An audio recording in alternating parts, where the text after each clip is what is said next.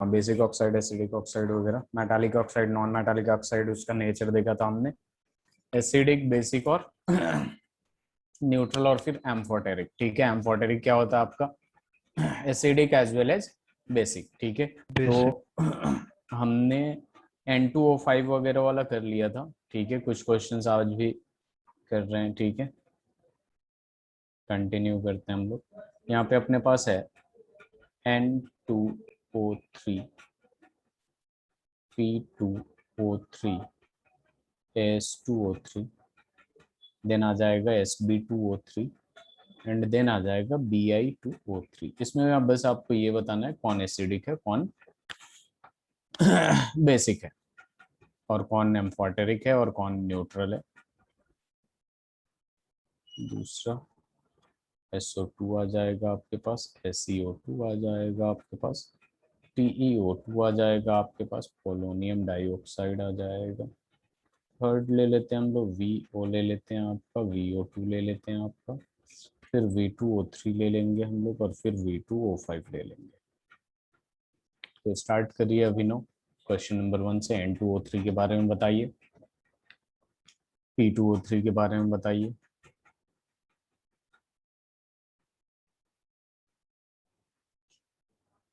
सारे कंडीशंस मैंने लिखवा रखा हूँ। ठीक है, लिखवा रखा था लास्ट क्लास में, तो बस कंडीशन सर अगर बस एक आपको बार सारे एक साथ लिख के बता देता हूँ। अच्छा ठीक।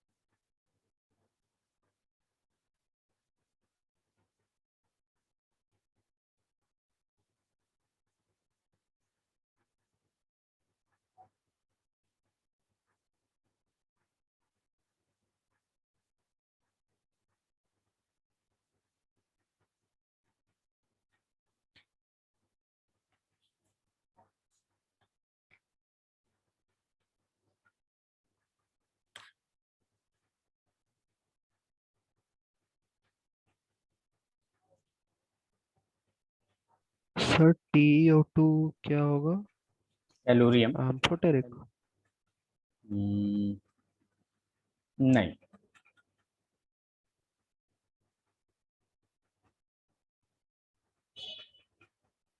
सर टेलुरियम मेटल होता है।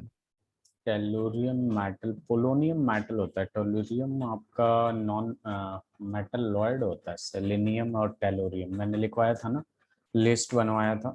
चलिए देख लेते हैं यहाँ पे क्या है आपका, कि TeO2 जो टी सेलेनियम और टेलुरियम दोनों को ही किस में लिखवाया था मैंने, नॉन मेटल सॉरी मेटलॉइड में लिखवाया था, याद है।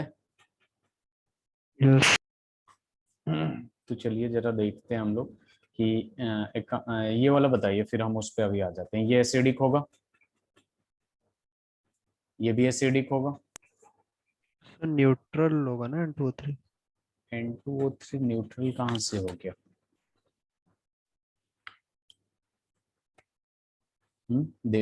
अभिनव, यहाँ पे अगर ऑक्सीडेशन स्टेट निकालते हैं आप, तो ऑक्सीडेशन स्टेट यहाँ कितना आएगा, +3 आएगा।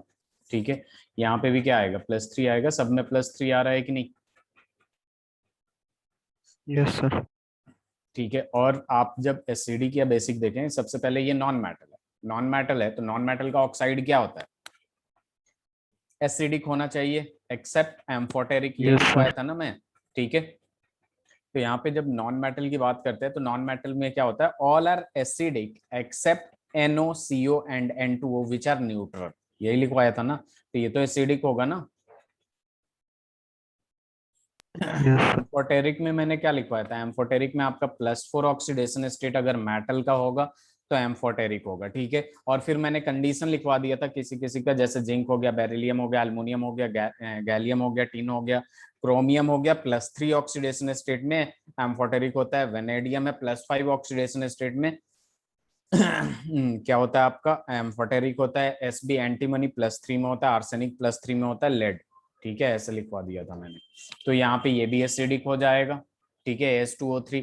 ये तो साफ साफ मैंने लिखवाया था एम्फोटेरिक में कि +3 में है, तो ये क्या हो जाएगा, एम्फोटेरिक होगा। SbO एम्फोटेरिक sp ये भी एम्फोटेरिक होगा, और ये क्या होगा, बेसिक होगा भाई, क्योंकि बिस्मथ क्या है, मेटल है। मेटल है तो मेटल जो होता है आपका +1 +2 +3 ऑक्सीडेशन स्टेट में बेसिक होता है, एक्सेप्ट एम्फोटेरिक, ठीक है। अब SO2 की बात करते हैं, तो SO2 में क्या होगा, ये +4 ऑक्सीडेशन स्टेट में है, ये भी +4 में है, और ये भी +4 में है, ये भी +4 में है, सारे के सारे किस में +4 में है, तो ये तो एसिडिक होगा ही, ठीक है। अब यहाँ पे देखिए, ये सेलेनियम है और ये क्या है, टेलुरियम है, ठीक है। ये दोनों किस में होंगे, यहाँ पे सबसे पहले ये पोलोनियम की बात करते हैं, तो यहाँ पे देखिए आप सीधे सीधे मेटलॉयड वाला देखिए, सॉरी मेटलॉयड वाला देखिएगा। मेटलॉयड में ये टेलुरियम है और ये सेलेनियम है। मेटलॉयड ऑक्साइड जो होते हैं आर एसिडिक एक्सेप्ट एम्फोटेरिक, यही लिखवाया था ना मैं, यस सर। ठीक है। और आप मेटलॉयड सॉरी एम्फोटेरिक वाला लिस्ट में देखेंगे तो इसमें टेलुरियम और सेलेनियम का नाम नहीं है क्या, सेलेनियम और टेलुरियम का दिया था, लिस्ट में नहीं दिया था, तो ये भी क्या होगा, एसिडिक होगा, और ये भी क्या एसिडिक होगा, होगा। एसिडिक होगा। अगर आपको एम्फोटेरिक वाला याद हो गया, एम्फोटेरिक वाला ध्यान है, न्यूट्रल तो तीन ही है, CONO और N2O, तो बाकी सब करना बहुत आसान हो जाएगा। अब पोलोनियम है, पोलोनियम में भी क्या हो जाएगा आपका, पोलोनियम क्या होगा, एसिडिक होगा या बेसिक होगा। Sir acidic. अब देखिए पोलोनियम जो होता है वो मेटल होता है, मेटल होता है कि नहीं, ये पता है कि नहीं, नीचे वाला आपका मेटालिक होते जाता है, मेटालिक होगा, और ये +4 ऑक्सीडेशन स्टेट में, तो मेटल जब भी +4 ऑक्सीडेशन स्टेट में होता है तो वो एम्फोटेरिक होता है कि नहीं। Yes sir. कंडीशन अगर याद रहेगा तो इजीली होगा, और मैं यही सजेस्ट करूंगा बार बार नोट्स को रिवाइज करिए, जो ट्रिक बताया गया उससे ध्यान में रखिए, क्योंकि ग्रुप 15 एलिमेंट में हमने काफी टाइम दिया है, ठीक है। तो 16 जब करेंगे तो बस रीजन वही लिखेंगे हम लोग, जैसे नाइट्रोजन और फॉस्फोरस, ठीक है, ये एलोट्रॉप नहीं बनाता है, ये एलोट्रॉप बनाता है, तो क्यों बनाता है, तो यहाँ पे जो रीजन हमने किया है, तो ऑक्सीजन और सल्फर में भी वही करेंगे। ऑक्सीजन मल्टीपल बॉन्ड बनाता है, सल्फर नहीं बनाता है, क्यों, क्योंकि नाइट्रोजन भी ऐसे ही होता है ना, नाइट्रोजन मल्टीपल बॉन्ड बनाता है और फॉस्फोरस मल्टीपल बॉन्ड नहीं बनाता, तो उसका रीजन ये दोनों सेम होगा, तो हमने यहाँ पे अच्छे से सब कुछ लिखवा चुके हैं, ठीक है। हमने करा दिया है यहाँ पे नाइट्रोजन और फॉस्फोरस के बारे में, आपको बस रिकनेक्ट करना है ऑक्सीजन और सल्फर के बारे में। जहां नाइट्रोजन यूज किया गया है वहां ऑक्सीजन लिखना है, जहां फॉस्फोरस यूज किया गया है वहां सल्फर लिखना है। बात समझ रहे हैं आप अभिनव। Yes sir. अब देख लीजिए, यहाँ पे ये +2 में है, यहाँ पे ये +4 में है, यहाँ पे ये +3 में है, यहाँ पे ये +5 में है, तो आपको अगर ध्यान हो तो एम्फोटेरिक वाला सबसे पहले देखिए, वेनेडियम जब भी +5 में होगा तो वो कैसा बिहेव करेगा, एम्फोटेरिक बिहेव करेगा। वेनेडियम क्या है, मेटल है, मेटल जब भी +1 +2 +3 में होगा तो बेसिक नेचर शो करेगा, ठीक है। और अगर +4 में होगा तो कैसा शो करेगा, एम्फोटेरिक शो करेगा कि नहीं। Yes sir. नोट्स देखिए जरा, नोट्स देखिए, उसमें लिखवा रखा हूं मैं, ठीक है, कि आपका मेटल +1 +2 +3 ऑक्सीडेशन स्टेट में होगा तो बेसिक ऑक्साइड एक्सेप्ट एम्फोटेरिक, क्योंकि जैसे कुछ मेटल होंगे जो आपके जैसे Cr+3 हो गया, ठीक है, क्रोमियम +3 हो गया, मेटल होते हुए भी एम्फोटेरिक है, तो उसे एक्सेप्शन है, उसे ध्यान में रखना है, ठीक है। +4 में मेटल होगा तो एम्फोटेरिक बनेगा, +5 +6 +7 में होगा तो एसिडिक बनेगा, ये सारी चीजें मैंने लिखवाया था लास्ट क्लास में, ठीक है। स्लाइड चेंज करूं, यस सर। चलिए दो और एग्जांपल लेते हैं, जैसे जैसे सपोज अपने पास MnO हो गया, जब हम डी ब्लॉक पढ़ेंगे तो और भी अच्छे से हम ये सारी चीजें देखेंगे। Mn2O3 हो गया, MnO2 हो गया, ठीक है, Mn2O7 हो गया, ठीक है। इसके बाद अपने पास है CRO, फिर आ गया अपने पास CrO2O3, ठीक है, फिर यहाँ आ गया CrO2, और फिर आ गया यहाँ पे CrO3।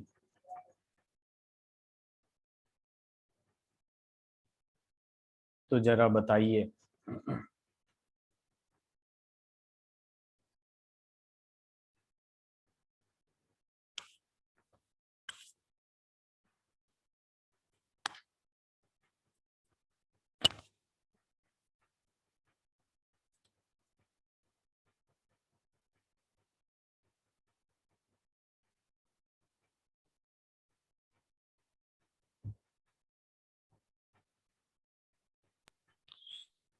Sir MNO basic basic, very good. M या N two O three, amphoteric. Mn2O3 जरा निकालिए। ये +3 नहीं आएगा क्या अभिनव? +3 आएगा ना यहाँ पे। और मैंगनीज मेटल है, मेटल है, और ये एक्सेप्शन में भी नहीं आता, एम्फोटेरिक में भी नहीं आता। +1 +2 +3, तो ये क्या हो जाएगा? बेसिक हो जाएगा। ये क्या होगा? +4 होगा, तो ये कैसा होगा? एम्फोटेरिक होगा। Yes sir. यहाँ पे क्या होगा? +6 होगा, तो ये क्या होगा? एसिडिक होगा। समझ रहे हैं बात को? Yes sir. चलिए दूसरा वाला बताइए।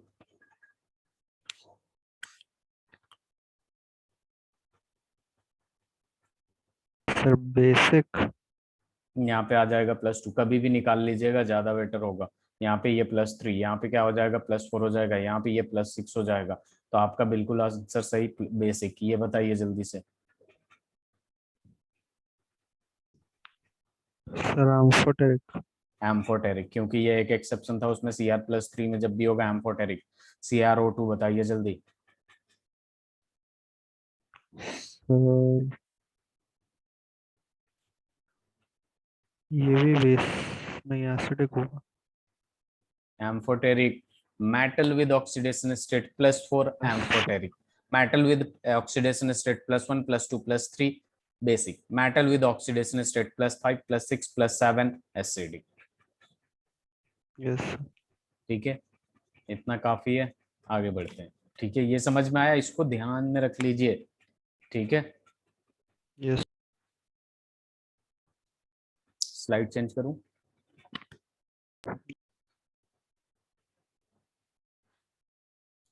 टॉपिक डालिएगा, important compounds of nitrogen.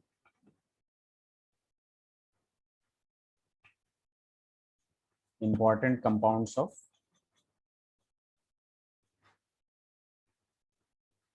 Nitrogen.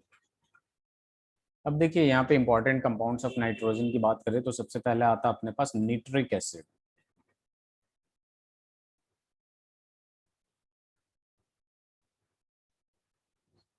Nitric acid का फॉर्मूला क्या होता है? HNO3 होता है।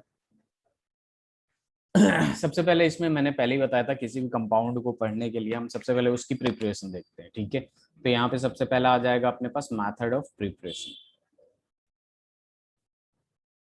Method of preparation. अब देख लीजिए, यहाँ पे क्या अपने पास मेथड ऑफ प्रिपरेशन की बात करते हैं जब हम ठीक है, तो ये ऑस्टवाल्ड प्रोसेस से बनाया जाता है। ठीक है, it is prepared by Ostwald process.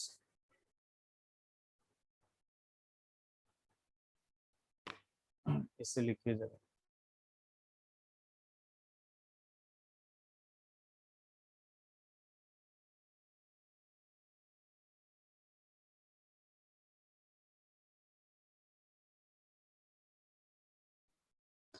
It is prepared by Ostwald's process। ये 3 स्टेप में होता है, बहुत इंपॉर्टेंट है। ऑस्टवाल्ड प्रोसेस से होता है। ठीक है, इसमें सबसे पहले स्टेप 1 की बात करें हम, तो स्टेप 1 में catalytic addition, oxidation of ammonia करते हैं। स्टेप 1 में क्या करते हैं? Catalytic oxidation of ammonia.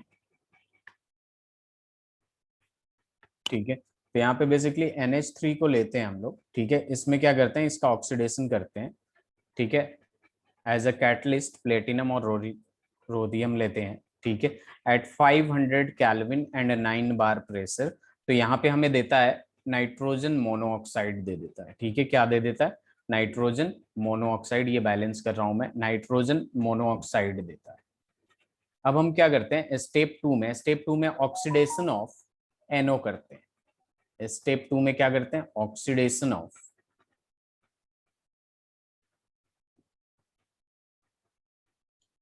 NO। ठीक है, ऑक्सीडेशन ऑफ NO को जब बात करते हैं तो ये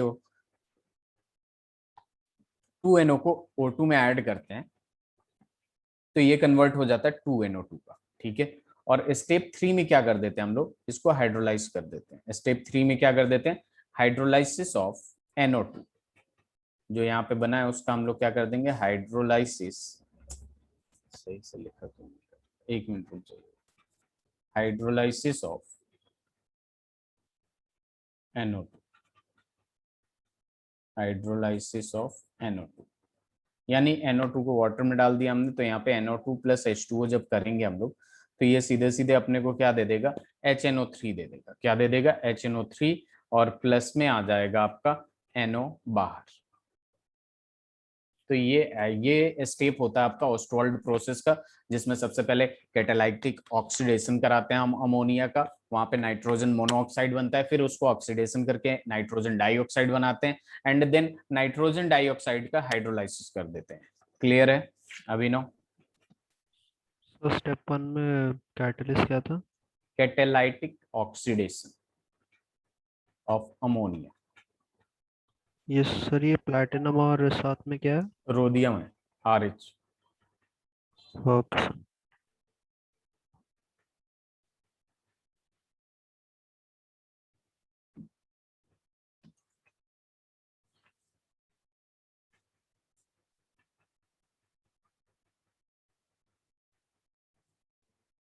डन।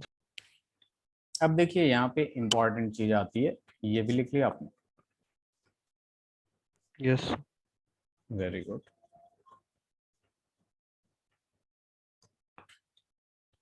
इंपॉर्टेंट चीज ये है अपने पास, केमिकल प्रॉपर्टीज की बात करेंगे हम इसके, केमिकल प्रॉपर्टीज। और भी तरीके होते हैं HNO3 बनाने के, ओके अभिनव, NCERT में और भी तरीके, ठीक है, आपने देखा होगा HNO3 कैसे कैसे बनाया जाता है। केमिकल प्रॉपर्टीज की जब बात करते हैं हम लोग, तो केमिकल प्रॉपर्टीज में सबसे पहले बात ये आ जाती है कि ऑक्सीडाइजिंग नेचर, ऑक्सीडाइजिंग नेचर। अब यहाँ पे देखेंगे ऑक्सीडाइजिंग नेचर की जब बात होती है तो nitric acid basically oxidising agent की तरह एक्ट करता है, तो हम यहाँ पे लिख सकते हैं कि nitric acid acts as oxidising agent, nitric acid acts as oxidising agent. As for example देखिए यहाँ पे हमेशा ध्यान रखिएगा HNO3 कॉन्सेंट्रेटेड हो या डाइल्यूट हो, वो प्रोडक्ट नाइट्रोजन डाइऑक्साइड और वाटर ही देगा। ठीक है, तो यहाँ पे हम क्या कर देते हैं HNO3, ठीक है, यहाँ पे HNO3 को क्या लिया हमने, कॉन्सेंट्रेटेड HNO3 लिया, और ये क्या है आपका स्ट्रॉन्ग ऑक्सीडाइजिंग एजेंट होता है। ठीक है, ये क्या होता है HNO3, स्ट्रॉन्ग ऑक्सीडाइजिंग एजेंट। तो यहाँ पे क्या हो जाएगा आपका NO2 और प्लस में क्या दे देगा H2O एंड देन नेस्टेंट ऑक्सीजन।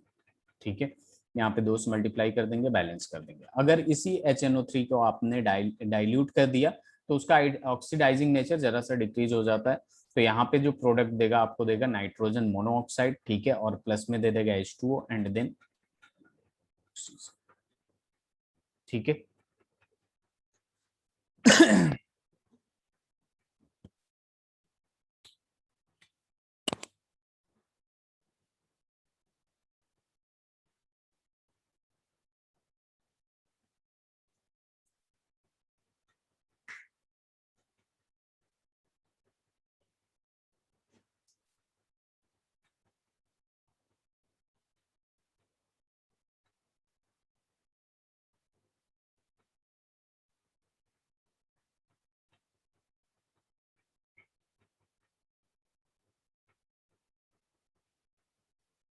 लिख लिया आपने?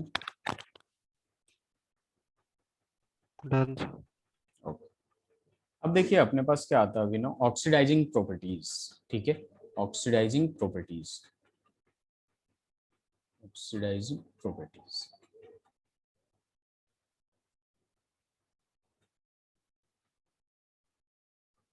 अब यहाँ पे ऑक्सीडाइजिंग प्रॉपर्टीज की बात करते हैं तो यहाँ पे सबसे पहले रिएक्शन विद मेटल करते हैं। क्या करते हैं? Reaction with metal. मेटल के साथ रिएक्ट कराएंगे HNO3 को, तो अपने पास क्या देगा? ठीक है,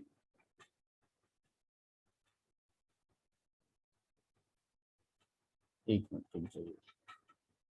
reaction with non metal, reaction with non metal कर रहे हैं। ठीक है, अब देखिए रिएक्शन विद नॉन मेटल की जब बात आती है, ठीक है, तो एक बात हमेशा ध्यान में रखिएगा, ये वाले पॉइंट हमेशा ध्यान में रखिएगा कि अगर कार्बन को किसी से रिएक्शन कराना है, जैसे ऑक्सीडाइजिंग एजेंट से रिएक्शन कराएंगे, तो वो हमेशा CO2 देगा। ठीक है, अगर P4 को अगर आपने ऑक्सीडाइजिंग एजेंट से रिएक्ट कराया तो वो हमेशा H3PO4 देगा। ठीक है, हाईएस्ट ऑक्सीडाइजिंग एजेंट में ले जाएगा। अगर आपने एसेट को कराया तो यहाँ पे हमेशा ये H2SO4 में जाएगा। मतलब ये बेसिकली क्या करेगा, इसके हाईएस्ट ऑक्सीडाइजिंग एजेंट में, हाईएस्ट ऑक्सीडेशन स्टेट में ले जाएगा। अगर I2 को कराया आपने तो यहाँ पे लेके चला जाएगा ये HiO3 में, आयोडिक एसिड में लेके चला जाएगा। इसका नाम लिख देता हूं, आयोडिक एसिड। ये क्या है? फॉस्फोरिक एसिड, सल्फ्यूरिक एसिड, और ये कार्बन डाई ऑक्साइड है। ठीक है, मतलब ऑक्सीडाइज करके उसके हाईएस्ट ऑक्सीडेशन स्टेट में लेके चला जाता है। ठीक है, अगर ये याद होगा आपको, और उसके बाद आपने HNO3 को रिएक्ट करा दिया, जैसे सपोज HNO3 है जो कि आपका क्या है, कॉन्सेंट्रेटेड है, और इसको सबसे पहले कार्बन से रिएक्ट करा रहा हूं मैं, तो ये सबसे पहले क्या दे देगा? CO2 देगा। ठीक है, और इसके साथ क्या देगा? HNO2 देगा, सॉरी NO2 देगा। ठीक है, क्या देगा? नाइट्रोजन डाई ऑक्साइड दे देगा। क्लियर है अभिनव? ये बात क्लियर है? Yes sir. अब देखिए इसकी बैलेंस करने की बारी आती है। ठीक है, बैलेंस करने की बारी आती है तो मैंने आपको एन फैक्टर वाली चीज सिखाई थी। अगर हम देखें यहाँ पे, तो इसका ऑक्सीडेशन स्टेट यहाँ पे कितना होगा? +5 होगा, और यहाँ पे ऑक्सीडेशन स्टेट इसका कितना होगा? +4 होगा। यहाँ पे इसका 0 होगा, और यहाँ पे कितना होगा? इसका +4 होगा। तो यहाँ पे एन फैक्टर की बात करें तो N factor is equal to कितना होगा? 1 होगा। और यहाँ पे एन फैक्टर की बात करें तो N factor is equal to यहाँ पे कितना होगा? 4 होगा। 0 से 4 में जा रहा है, +5 से 4 में जा रहा है, तो एक एक है एन फैक्टर। और अगर आपका 0 से +4 में जा रहा है तो कितना एन फैक्टर है? 4 एन फैक्टर है। ठीक है, एन फैक्टर का अगर फॉर्मूला लिखना चाहे तो ये लिख सकते हैं आप कि N factor is equal to क्या होता है? चार्ज इन ऑक्सीडेशन नंबर, और इनटू कर देते हैं number of atoms, number of atoms. ठीक है, ये हो जाता है आपका एन फैक्टर का छोटा सा फॉर्मूला। अब देखिए यहाँ पे वो चीज, इसका जो एन फैक्टर है बेसिकली इसमें मल्टीप्लाई करेंगे, और इसका जो एन फैक्टर है इसमें मल्टीप्लाई करेंगे, तो इसको 4 से मल्टीप्लाई कर देंगे हम लोग। ठीक है, अब यहाँ पे खुद देखिए, इसको मल्टीप्लाई कर दिया आपने, ये तो 1 है, इसको मल्टीप्लाई करने की जरूरत नहीं है। अब यहाँ पे नाइट्रोजन कितना हो गया? 4 हो गया, तो यहाँ पे नाइट्रोजन भी कितना कर दूंगा मैं? 4 कर दूंगा। ठीक है, कार्बन देखेंगे, कार्बन एक ही है, एक ही है। ठीक है, अब हाइड्रोजन जरा काउंट कर लीजिए, यहाँ 4 हाइड्रोजन है, और यहाँ ऑक्सीजन कितना है भाई? ऑक्सीजन 12 है, और यहाँ 4 2 जा 8, 8 2 जा 10 है। ठीक है, बेसिकली 4 हाइड्रोजन से वाटर कितना बनेगा? यहाँ पे 2H2O बनेगा कि नहीं अभिनव? Yes sir. तो यहाँ पे देखिए, यहीं पे बस मैं इतना प्रोडक्ट लिखा था, लेकिन इसका हाइड्रोजन कहाँ जाएगा? वो वाटर के फॉर्म में रहेगा। ठीक है, तो सबसे पहले ना आप अदर देन हाइड्रोजन और ऑक्सीजन आप चीजों को बैलेंस कर लीजिएगा एन फैक्टर निकाल के। उसके बाद ऑक्सीजन हाइड्रोजन को बैलेंस करने के लिए वाटर ऐड कर दीजिएगा। अगर 4 हाइड्रोजन है तो 2H2O ऐड होगा, अगर 10 हाइड्रोजन है तो 5H2O ऐड होगा। ये क्लियरली हो जाएगा कि नहीं? बैलेंस कर सकते हैं ना?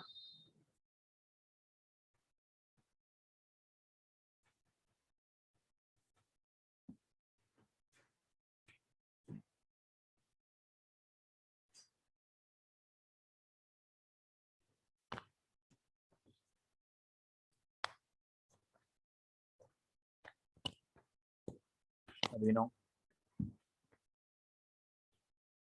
Yes sir. हो गया? इसे लिख लीजिए सही से।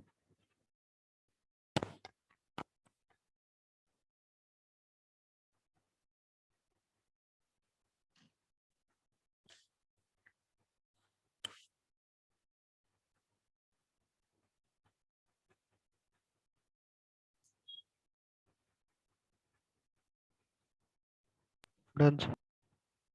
Very good. अब देखिए अलग अलग चीज से रिएक्ट कराएंगे हम लोग, ठीक है। रिएक्ट क्या कराएंगे, जैसे कार्बन से करा दिया, अब मैं फास्फोरस का रिएक्शन दिखाऊंगा आपको, ठीक है। तो यहाँ पे HNO3 को फिर से कॉन्सेंट्रेटेड लेना आपको, ठीक है। कॉन्सेंट्रेटेड HNO3 लिया आपने और P4 में रिएक्ट कराया। P4 में रिएक्ट कराया तो इतना तो पता होना चाहिए आपको कि जब भी ये P4 से रिएक्ट करेगा तो ये बनाएगा क्या, H3PO4 बनाएगा, बनाएगा कि नहीं। और इसके साथ क्या देगा, NO2 देगा, क्या देगा, NO2 दे देगा, ठीक है। अब यहाँ पे हम लोग क्या करेंगे, सिंपल सिंपल एकदम, यहाँ पे ये +5 है, ठीक है। और यहाँ पे नाइट्रोजन निकालेंगे, ये +4 है, ठीक है। यहाँ पे ये P0 है और यहाँ पे ये कितने में है, +5 में है, ठीक है। यहाँ पे एन फैक्टर देखेंगे, अब ध्यान दीजिएगा जरा, यहाँ पे एन फैक्टर देखेंगे, +5 से +4 में जा रहा है, यानी एन फैक्टर 1 ही है। लेकिन यहाँ पे एन फैक्टर देखेंगे तो आपके हिसाब से क्या होना चाहिए, 5 होना चाहिए कि नहीं अभिनव। Yes sir. लेकिन यहाँ पे एटम भी तो है, यहाँ पे क्या था, अकेला था, कार्बन अकेला था। लेकिन यहाँ पे एक फास्फोरस का 0 है, 4 फास्फोरस का कितना होगा, तो भी 0 होगा, ठीक है। तो बेसिकली यहाँ पे 4 एटम्स इन्वॉल्व है, तो 4 से मल्टीप्लाई करके एन फैक्टर निकाल देंगे 20। एन फैक्टर का फॉर्मूला क्या लिखवाया था, charge in oxidation number into number of atoms, ठीक है। तो टोटल जो चेंज आ रहा है, एक में कितना आ रहा है, 5 का आ रहा है, तो 4 एटम है, तो टोटल चेंज जो होगा वो कितने का होगा, 20 का होगा कि नहीं अभिनव। सर फार्मूला एक वर्ड वापस बताइए। Charge in oxidation number into number of atoms. Sir oxidation number तो 0 है। नहीं नहीं, ये देखिए, ये पूरा देखते हैं, ठीक है। चेंज इन ऑक्सीडेशन नंबर करिए, सॉरी, इसको चेंज, चेंज, यस सर, हाँ। हाँ change, change in oxidation number into number of atoms. तो चेंज एक का कितना हो रहा है, 5 का हो रहा है, तो 4 का कितना होगा, 20 का होगा कि 20 नहीं। का। अब यस देखिए, सर। इसको इसमें मल्टीप्लाई कर देंगे, ठीक है, और इसको इसमें मल्टीप्लाई कर देंगे, तो अपने पास जो नया वाला फॉर्मूला बन रहा है उसको मैं ऐसे लिख रहा हूँ, 20 HNO3, यहाँ पे क्या आ जाएगा आपके पास, 20 HNO3, 20 HNO3 plus P4 will give NO2, will give NO2 plus H3PO4। अब देखिए जरा, यहाँ पे अब बैलेंस करना शुरू करते हैं हम लोग। 20 HNO3 हो गया, यानी यहाँ नाइट्रोजन कितना हो गया, 20 हो गया, तो यहाँ पे नाइट्रोजन कितना हो गया, 20 हो गया। P4 है, P4 है, तो एक काम करता हूँ, यहाँ पे मैं 4 से मल्टीप्लाई कर देता हूँ, कितने से मल्टीप्लाई कर दिया, 4 से मल्टीप्लाई कर दिया। अब हाइड्रोजन काउंट कर लीजिए, 20 हाइड्रोजन इधर है, इधर हाइड्रोजन कितना है, 12 हाइड्रोजन है, तो बचा कितना, 8 बचा, तो 4H2O कर दीजिए। अब काउंट कर लीजिए जरा, हाइड्रोजन हो गया, ऑक्सीजन बचा, 23 जा 60, 22 जा 40 और 4 जा 16, ठीक है। 40 और 16 56 और 4 60 हो गया कि नहीं, बैलेंस हो गया कि नहीं। Yes sir. तो ये वाला जो ट्रिक है, इसकी टोपी उसकी सर, ये बहुत आसान है कि नहीं, इससे आप इजीली बैलेंस कर सकते हैं, ठीक है। जब भी कॉन्सेंट्रेटेड HNO3 को आप अगर नॉन मेटल में डालेंगे, ठीक है, जो कि मैंने बता दिया है कौन कौन सा ऑक्सीडाइज मतलब प्रोडक्ट देगा, ठीक है। बेसिकली ये हाईएस्ट ऑक्सीडेशन स्टेट में चला जाता है, उसका एसिड हाईएस्ट ऑक्सीडेशन स्टेट में चला सर जाता है। वहाँ 4 कैसा है, 4H3BF4? यहाँ यहाँ देखिए जरा, यहाँ पे पी कितना है, 4। तो इसको 4 तो करना पड़ेगा ना पी को, तो 4 से यस यहीं पे सर। मल्टीप्लाई कर सकते हैं बस। Yes sir.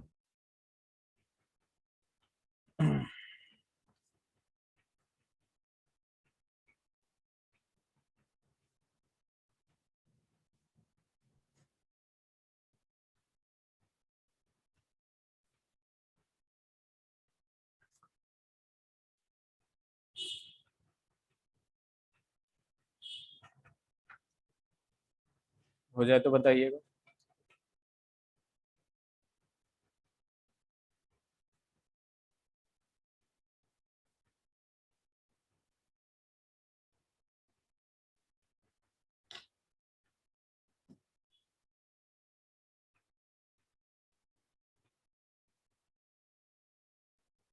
Done sir. Very good, very good.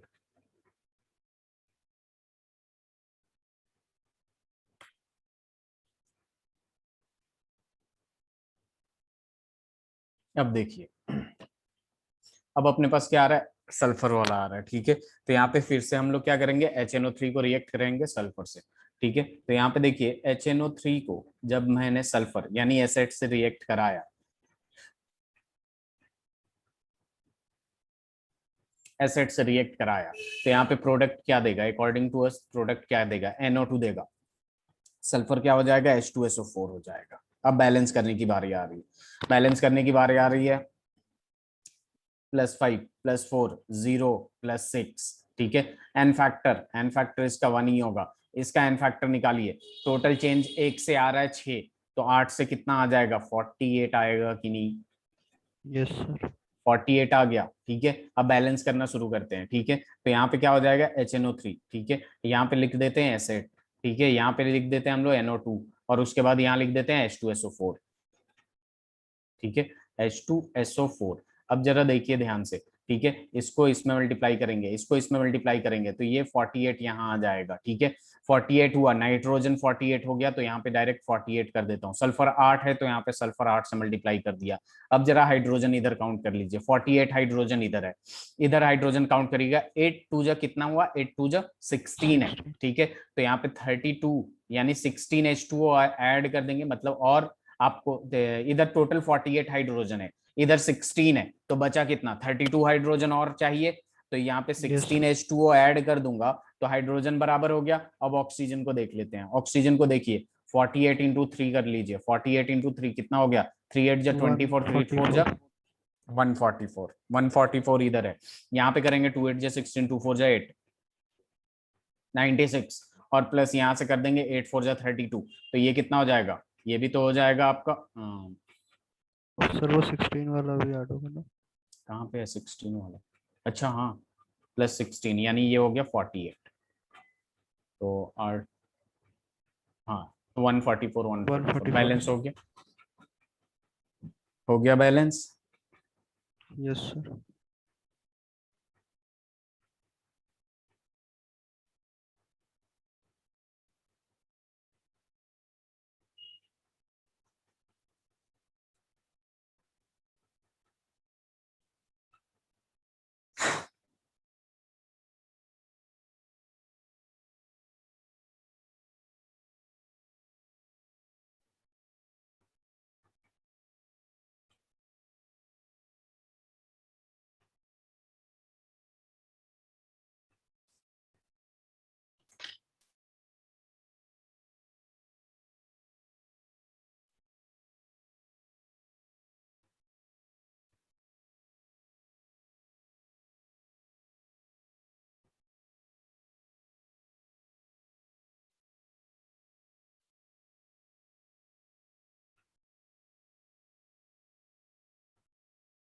Done sir. Very good, very good. अब देखिए एक चीज है अपने पास, ठीक है, वो क्या कि आपको आयोडीन से अगर रिएक्ट करने को बोलता हूं मैं, ठीक है, तो आप खुद ही बताइएगा कि कितना आया, ठीक है। HNO3 को अगर मैं आयोडीन से रिएक्ट कराया, तो आपके पास प्रोडक्ट तो ये बनेगा ही बनेगा, ये तो तय है अपने पास, HiO3 यही बनेगा ना। मैंने बताया था यस आयोडीन सर। को जब ऑक्सीडाइजिंग एजेंट करेंगे तो ये बनेगा, ऑक्सीडाइजिंग एजेंट से रिएक्ट कराएंगे तो ये बन जाएगा, ठीक है। तो इसमें भी देख लीजिए, ये +5 में है, यहाँ पे क्या है, ये +4 में है, ये 0 में है, यहाँ पे क्या है, ये +7 में है, ठीक है। तो यहाँ पे भी देख लेंगे अगर हम लोग अभिनव, तो यहाँ पे एन फैक्टर का वैल्यू कितना आ रहा है, 1 आ रहा है, यहाँ पे एन फैक्टर का वैल्यू कितना आ रहा है, 2 7 जब 7 14 आ रहा है, 14 आ रहा क्रॉस मल्टीप्लाई कर देंगे, 14 यहाँ ले लेंगे, ठीक है। 14 यहाँ ले लिया आपने, तो नाइट्रोजन 14 हो गया, तो 14 नाइट्रोजन कर देंगे। अब आयोडीन की बारी आ रही है, 2 आयोडीन है तो 2 यहाँ पे मल्टीप्लाई कर देंगे। अब हाइड्रोजन काउंट कर लेंगे, 14 हाइड्रोजन इधर है, टोटल हाइड्रोजन इधर कितना है, 2 है, तो बचा कितना, 12, 12 के लिए हम 6H2O कर देंगे। अब ऑक्सीजन काउंट कर लीजिए, 14 3 जा 42, 42।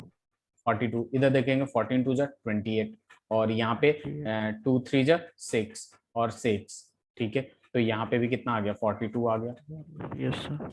तो बैलेंस हो गया, इजी है। तो ये वाला रिएक्शन बहुत इंपॉर्टेंट है आपके बोर्ड के पॉइंट्स ऑफ व्यू से भी और जेई के पॉइंट ऑफ व्यू से भी, ठीक है। और इसमें ट्रिक लगा है तो इजीली आप कर सकते हैं, बस आपको इतना ध्यान में रखना है कि हाईएस्ट ऑक्सीडाइजिंग एजेंट में जाता है, ठीक है, और सारे के सारे क्या बनते हैं, CO2 को छोड़ के सारे के सारे एक तरह के से क्या बनते हैं आपके, ऑक्सी एसिड्स बनते हैं, oxy acids of phosphorus, oxy acids of sulphur, oxy acids of iodine. Sir 40 आएगा ना? कौन सा ये, वेट अ मिनट, हाँ कुछ गड़बड़ किया क्या हम लोगों ने? 14 टू जा 28 और ये HiO3 है, नहीं HiO4 होगा ना, HiO4 होगा ना, यस सर। तभी तो +7 में जाएगा हाईएस्ट ऑक्सीडाइजिंग यस एजेंट में। सर। तो यहाँ पे ये 8 होगा, ठीक है, 8 होगा, फिर 6 और होगा, +6। 42 हो गया, यस। ठीक है। अगर मैं 3 लिखाऊंगा तो वहां से हटा दीजिएगा, ये 4 कर दीजिएगा।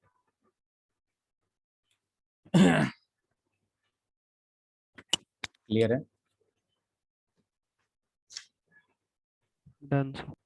अब देखिए यहाँ पे ऑलरेडी हमें ये पॉइंट पता है, ठीक है, कि अमोनिया जो होता है वो एक्ट एज लुइस एसिड या लुइस बेस। बताइए, अमोनिया बेस है या सर एसिड है? लुइस। लुइस, आगे? Lewis acid. Ammonia Lewis acid है या बेस है?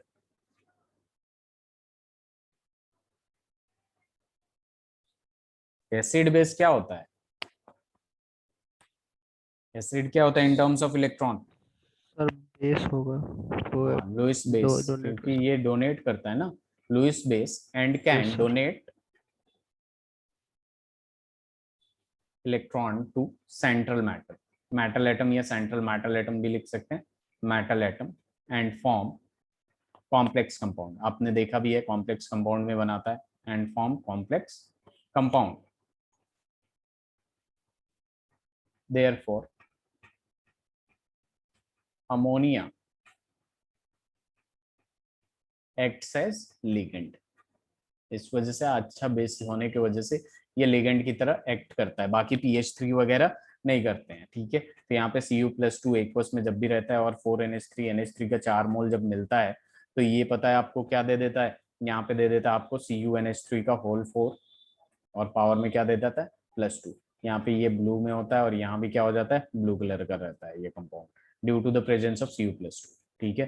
फिर अगर AgCl है, AgCl को अगर रिएक्ट करा देते हैं हम लोग 2NH3 से, तो ये सीधे सीधे पता है क्या बन जा लेगा, CAgCl।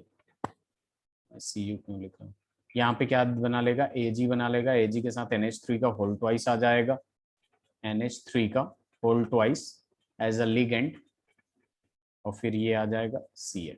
यहाँ पे ये वाइट PPT होता है, वाइट PPT, और यहाँ पे देखेंगे तो ये कलरलेस हो जाता है।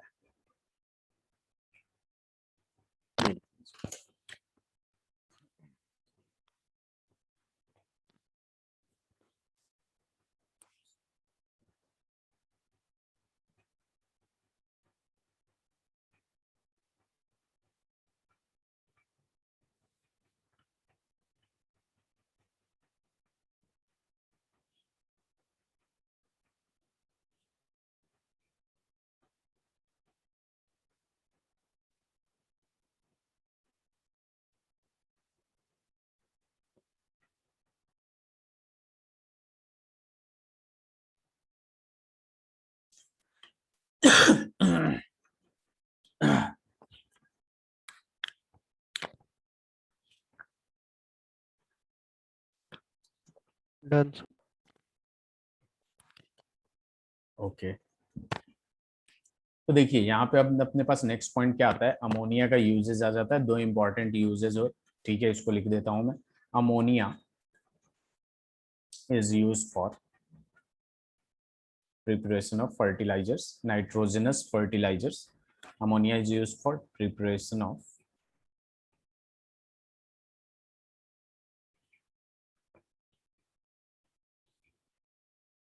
nitrogenous fertilizers. दूसरी बात करते हैं, अमोनिया जो होता है एज अ रेफ्रिजरेंट भी यूज किया जाता है। Ammonia is used as refrigerant.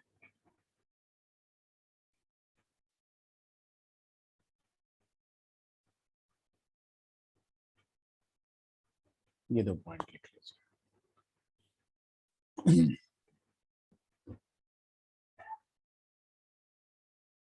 एक बार मैंने आपको नीट का एक सवाल कराया था, ठीक है, बेसिकली बोर्ड में बहुत बार पूछा हुआ है ये सवाल कि adding of NaOH sodium hydroxide to the solution of ammonium sulphate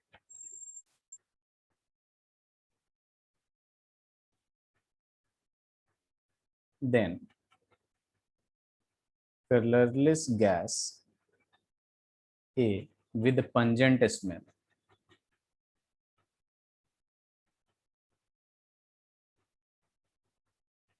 is evolved. Gas A combines with Cu plus 2 to form blue color complex compound.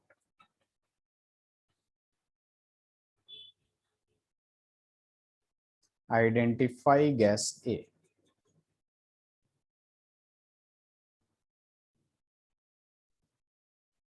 बताइए। सर ए तो अमोनिया है हाँ, ए क्या हो जाएगा, अमोनिया हो जाएगा। अभी जैसे जैसे और ये चैप और कुछ है क्या इसमें? अच्छा मुझे लगा सर वो कंपाउंड का भी बताना ना। नहीं, कंपाउंड कंपाउंड नहीं बताया। अगर कंपाउंड को पूछता तो कंपाउंड क्या हो जाता? CuNH3 whole 4। और 4+2। ठीक है, तो यहाँ यस। पे बेसिकली देखिए, यहाँ पे तो एक ही है। आगे आगे जैसे 16-17 ग्रुप पढ़ेंगे तो ऐसे बहुत सारे सवाल आएंगे, तो इसको ध्यान में रखना आपको कि Cu+2 जब भी कंबाइन होता है तो एक NH3 गैस है जो पंजेंट स्मेल का होता है, कलरलेस होता है, कंबाइन होकर एक स्टेबल कॉम्प्लेक्स कंपाउंड बनाता है, जिस गैस को हम लोग क्या कहते हैं, NH3 कहते हैं। ठीक है, यस। स्लाइड चेंज करो। लिख लिया आपने? ये बोर्ड पॉइंट ऑफ व्यू से बहुत इंपॉर्टेंट है। Done. Done, very good very good. चलिए अब बात करते हैं हम फास्फोरस की, और फास्फोरस के कुछ एलोट्रॉपिक फॉर्म्स के। ठीक है, यहाँ पे लिखते हैं हम लोग फास्फोरस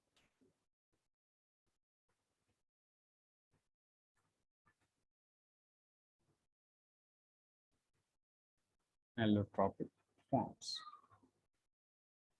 यहाँ देखिए फास्फोरस के एलोट्रॉपिक फॉर्म्स, बहुत सारे एलोट्रॉप्स होते हैं फास्फोरस के, जिसमें से मेन जो एलोट्रॉप्स है हमें पढ़ना है जिसके बारे में, व्हाइट फास्फोरस, ब्लैक फास्फोरस और red phosphorus.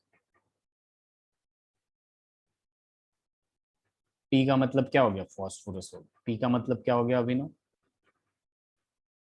Phosphorus phosphorus phosphorus.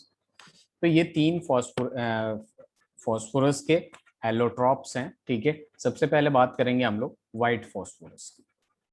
तो इसमें बस आपको थ्योरेटिकल चीजें हैं, क्या होता है, कैसे होता है, ठीक है, इसका स्ट्रक्चर क्या है, इस पे फोकस करना है।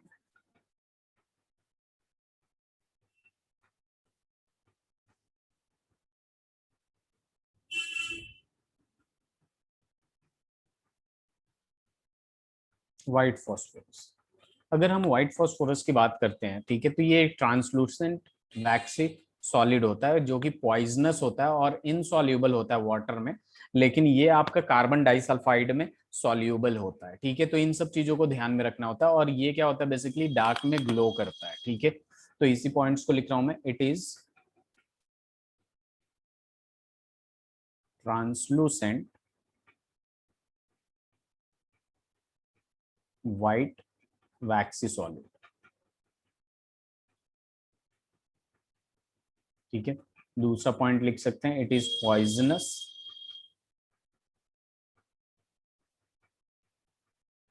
तीसरा पॉइंट लिख सकते हैं, it is insoluble in water.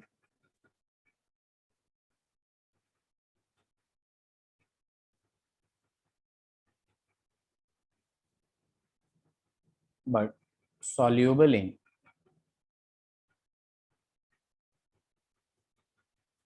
Carbon disulphide, CS2, carbon di sulfide.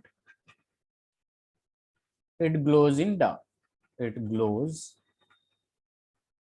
in dark. ठीक है, जिसको एक इंग्लिश के टर्म में हम लोग इसको कहते हैं कैमी लूमिने कैमिलुमिनेसी.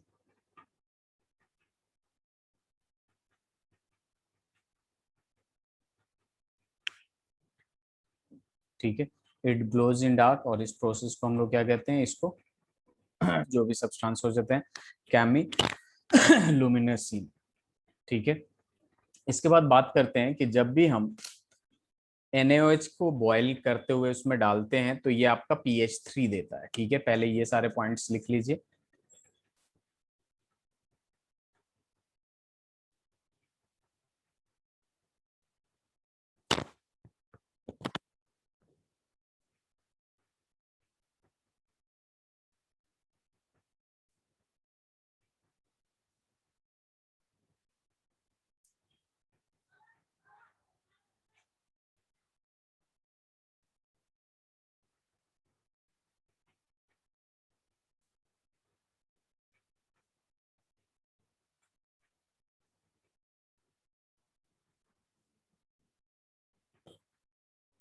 डन.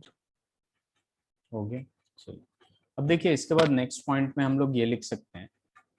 ठीक है, जिससे प्रिपरेशन ऑफ फॉस्फीन की जब बात करेंगे pH 3 की, तो वहां पे भी ये रिएक्शन लिख सकते हैं हम लोग.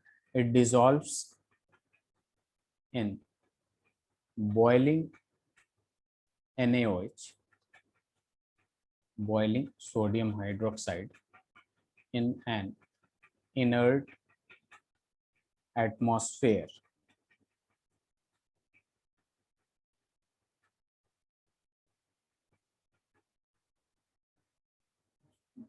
to give pH 3. ठीक है, pH 3 देता है. तो जैसे हम लोग देख रहे हैं P4. ठीक है, व्हाइट फॉस्फोरस लिया हमने, NaOH में ऐड किया. ठीक है, in the presence of H2O boiling. ठीक है, तो ये दे देगा आपका pH 3. NaH2PO2, जिसको हम लोग सोडियम हाइपोफॉस्फाइड कहते हैं. सोडियम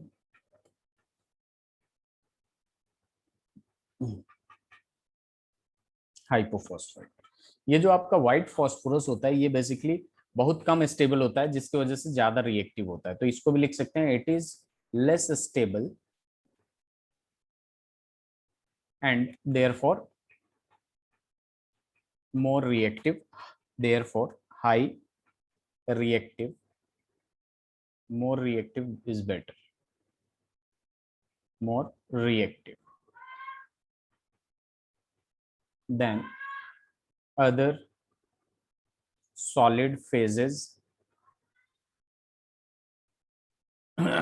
ठीक है, और जो फॉस्फोरस के होते हैं उससे ज्यादा रिएक्टिव होता है क्योंकि ये बहुत लेस स्टेबल होता है. ठीक है, लेस स्टेबल होता है क्योंकि because of high angular strain, because of high angular strain. ठीक है, विच इज 60 डिग्री, जो कि 60 डिग्री होता है, विच इज 60 डिग्री. तो यहाँ पे अगर बात करें हम तो ये ऐसे लिख सकते हैं. इसका स्ट्रक्चर मैं पहले भी बता चुका हूँ आपको. ठीक है, इस टाइप से होता है ये. ठीक है, तो ये एंगल हाई स्ट्रेन होता है 60 डिग्री. एंगल जितना ज्यादा होता है उतना कम ज्यादा स्टेबल होता है, एंगल स्ट्रेन कम होता है. और एंगल कम होता है तो एंगल स्ट्रेन ज्यादा होता है, जिसकी वजह से कम स्टेबल होता है ये. इस बात को ध्यान में रखिएगा. तो ये लेस स्टेबल होने की वजह से बहुत जल्दी फायर वगैरह, इट कैचेस फायर रेडिली. ठीक है, व्हेन एक्सपोज टू एयर, और P4O10 बना लेता है. पहले ये वाला लिख लीजिए.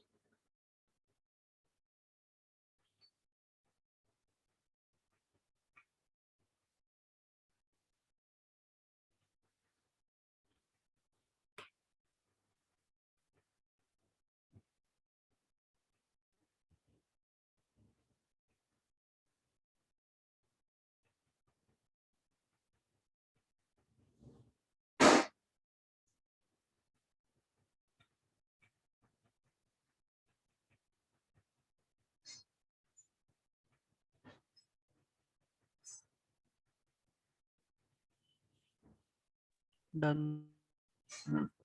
तो यहाँ पे हम लोग एक और पॉइंट इसमें ऐड कर सकते हैं, it readily catches fire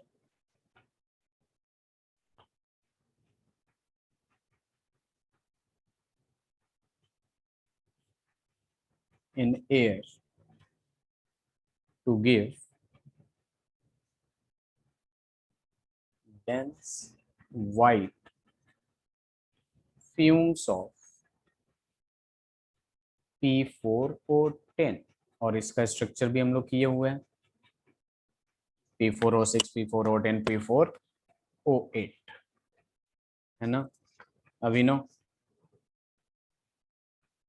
yes sir. इसको क्या नाम था, फास्फोरस? ये आपका व्हाइट फास्फोरस पड़ रहा है, ये सारी चीजें व्हाइट फास्फोरस के बारे नो में। सर, वो इसके बाद P4O10 का नाम क्या था? P4 टेट्राफॉस P4O10 का नाम मैंने बताया था क्या आपको? एक मिनट, P4O10 डेका ऑक्साइड है इसका, मतलब कॉमन नेम ऐसे याद कर रहा हूँ मैं।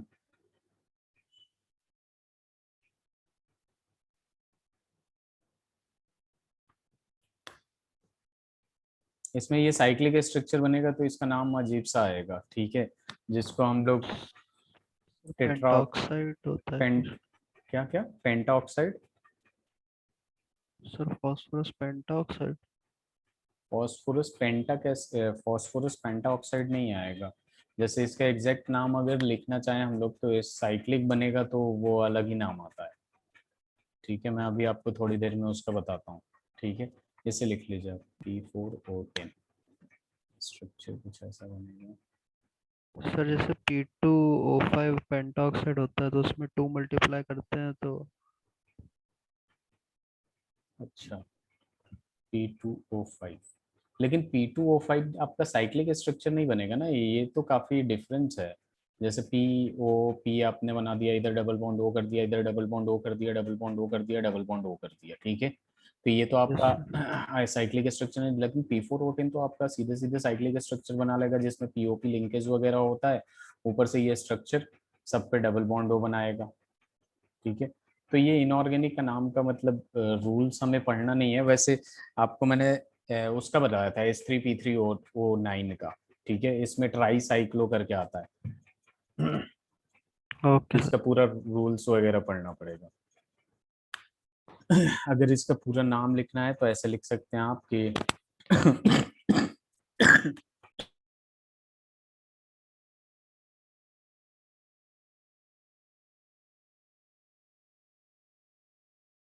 इसका नाम ऐसे लिख सकते हैं, tri cyclo tetra phos phos phos इसको क्या लिखेंगे, tri cyclo tetra phosphoxane tetra oxide, इसका ऑर्गेनिक का नाम, मतलब ऑर्गेनिक नहीं, इसका मतलब जो नाम होता है इस तरीके से होता है, ठीक है, tri cyclo tetra phosphoxane tetra oxide, ठीक है। Yes sir.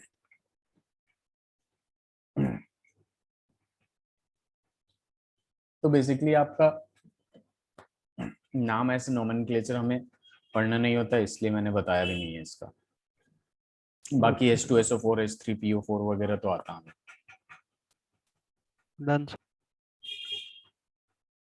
P4O10 को वैसे हम लोग ये भी बोल सकते हैं फॉस्फोरस पेंटाऑक्साइड, जो आपने बोल रहे थे पेंटॉक्साइड, फॉस्फोरस पेंटॉक्साइड, ठीक है। Okay sir. Yes sir. क्योंकि वो P2O5 से आया है तो ऐसे बोल सकते हैं। स्लाइड चेंज करूं, यस सर। और इसको ऐसे P4O10 को जैसे फॉस्फोरस पेंटाऑक्साइड इसलिए बोला जाता है क्योंकि फॉस्फोरस यहाँ पे +5 ऑक्सीडेशन स्टेट में होता है, तो इसको ये तो बाय द रूल हो गया, आप ऐसे लिख सकते हैं, इसको साइड में लिख लीजिएगा फॉस्फोरस पेंटॉक्साइड।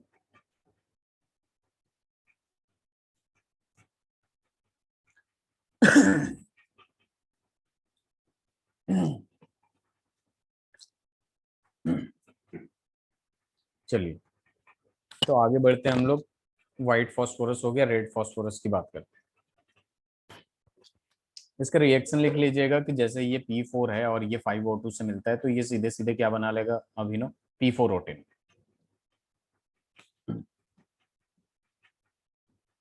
Yes sir. हो गया।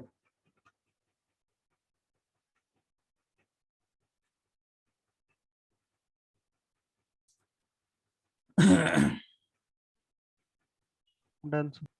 तो देखिए यहाँ पे अब बात आता है अपना रेड फॉस्फोरस की। और रेड फॉस्फोरस जो होता है ना आपका, वो डिपेंड करता है व्हाइट फॉस्फोरस पे।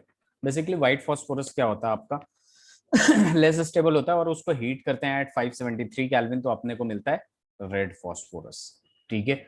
और आप अगर हीट करेंगे तो सीरीज ऑफ ब्लैक फॉस्फोरस भी मिलता है। ठीक है, ब्लैक फॉस्फोरस की बात बाद में करेंगे हम लोग। ठीक है, सबसे पहले रेड फॉस्फोरस की बात कर रहे हैं। तो it is obtained by heating white phosphorus.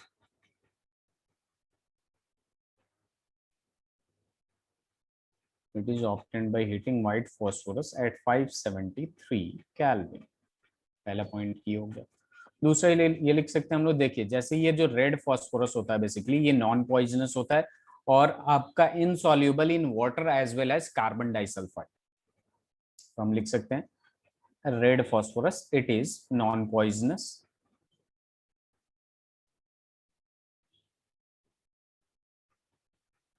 And insoluble in water as well as in carbon disulfide।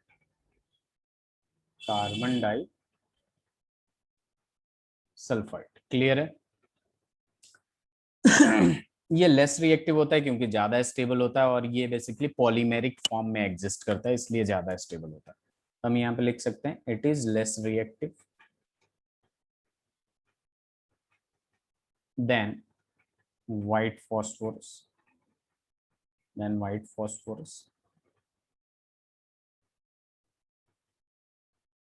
it doesn't glow in dark, it does not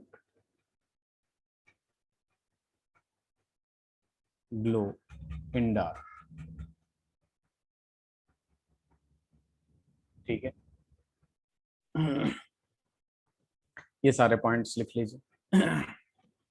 it is polymeric, polymer form में होता है।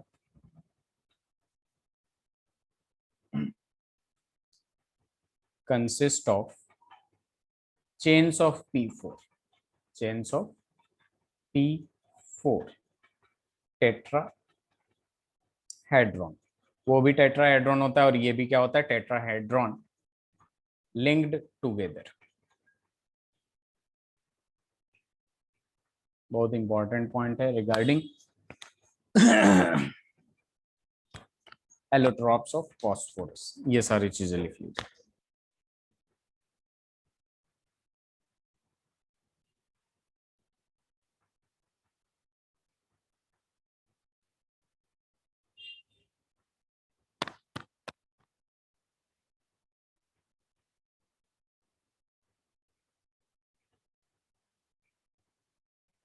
Done sir.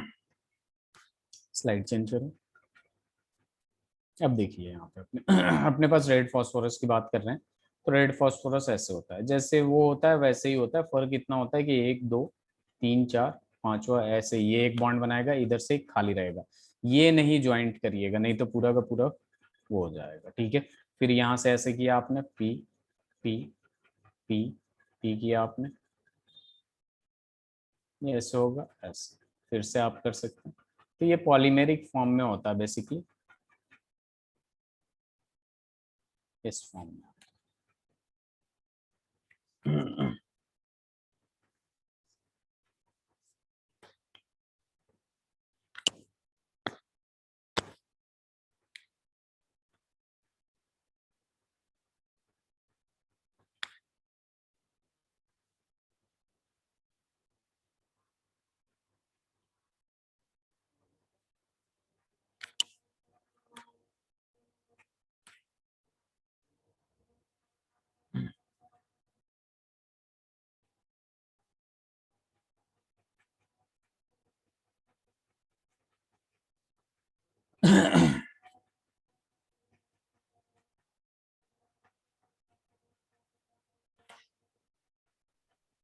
Done.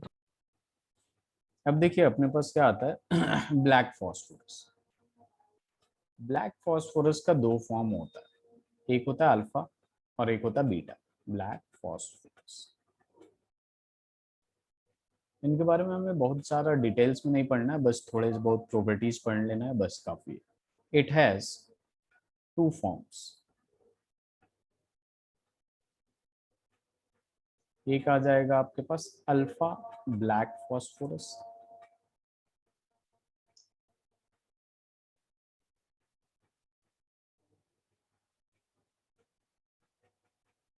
और B आ जाएगा beta black phosphorus.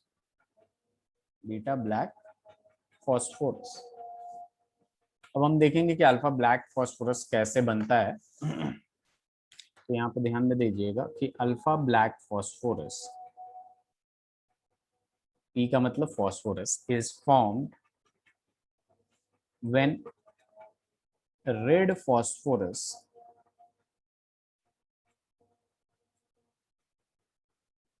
is heated in sealed tube at 803 kelvin. तब बनता है आपका alpha black phosphorus, जो कि ओपेक होता है, मोनोक्लिनिक और रोम्बोहेड्रल स्ट्रक्चर का होता है, क्रिस्टल का। ठीक है, क्या होता है आपका ओपेक एंड ओपेक, मोनोक्लिनिक या रोम्बोहेड्रल क्रिस्टल होता है इसका।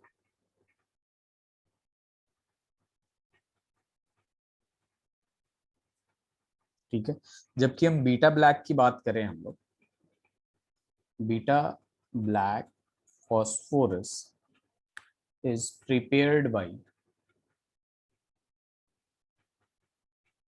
इसको भी हीट करते हैं, हीटिंग व्हाइट फॉस्फोरस को, व्हाइट फॉस्फोरस, उसमें था रेड फॉस्फोरस और इसमें white phosphorus, at 473 kelvin under high pressure. It doesn't burn in gas, air. इसका एक प्रॉपर्टीज लिख लीजिएगा, it doesn't burn in air up to 673 kelvin.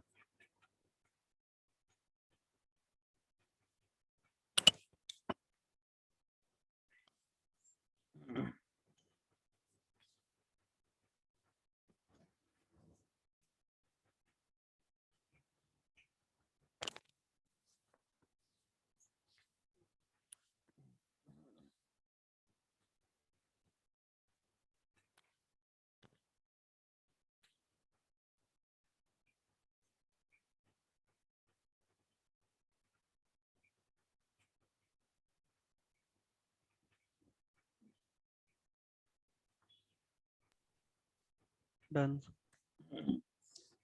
तो देखिए अभिनव, अपने पास 15th ग्रुप कंप्लीट हो चुका है, बस PH3 का स्ट्रक्चर वगैरह पढ़ना है।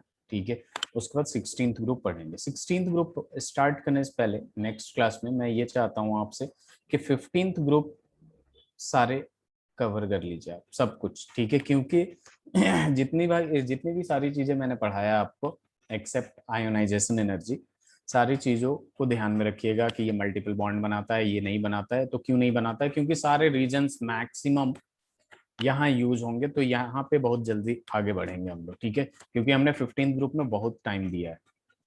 ठीक है अभिनव, यस सर।